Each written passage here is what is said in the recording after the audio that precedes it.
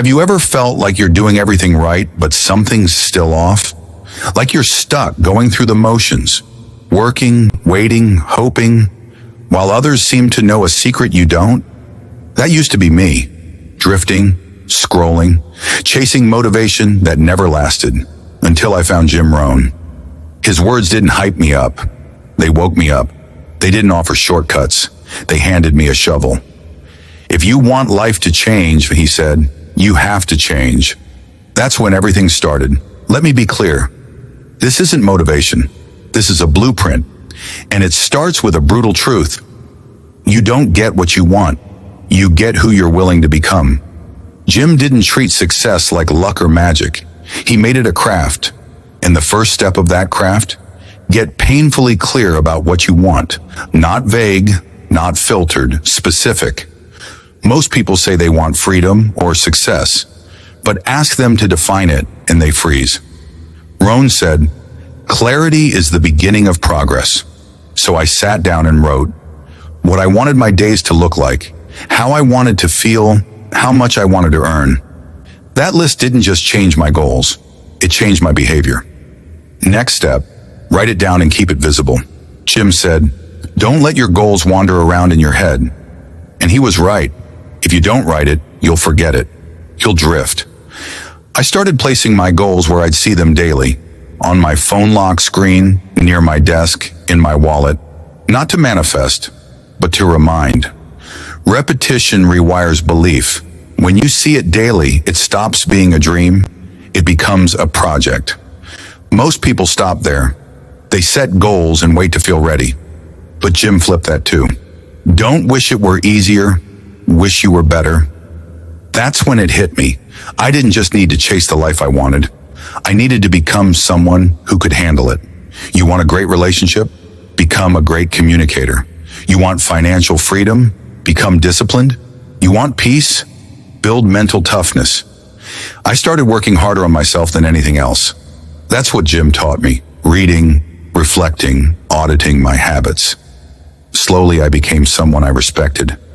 Not because I'd made it, but because I was becoming. But here's the thing, transformation is boring.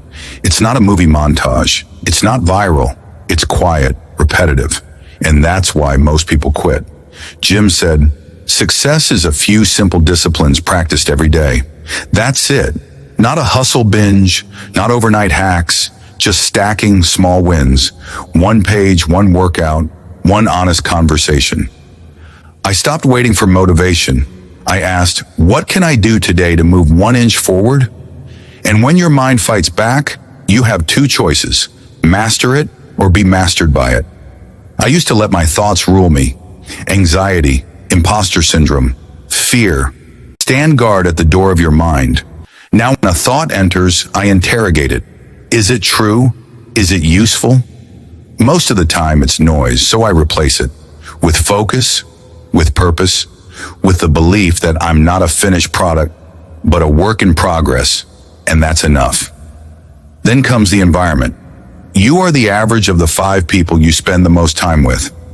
I heard it, ignored it, paid the price. Then I got serious. I looked around. Were my people building or breaking me? Did they stretch my vision or shrink it? I made cuts, quietly, not from hate, from alignment. I surrounded myself with people who live in possibility, not perfect people, but intentional ones. You don't need 100 friends. You need 5 who make you feel like greatness is normal. So what now? Don't overthink. Start small. That's the Rohn code. Pick one area, health, mindset, money, relationships. Write one goal, one clear improvement. Then act. Today, one walk, one journal, one call, one step. That's how momentum starts. I'm not at the finish line, but I'm climbing, and I'm not drifting anymore. Jim Rohn didn't give me motivation.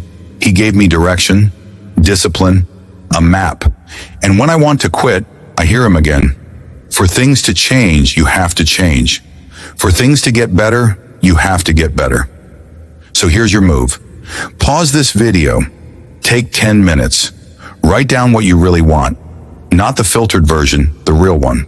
Then ask, what would the dark horse version of me do right now? the one who doesn't wait, the one who builds, the one who's becoming, then go do that, because you don't get what you want. You get who you become. Become the dark horse, the one who shows up, takes what's theirs, and never looks back. Let's become the kind of people who get what we want,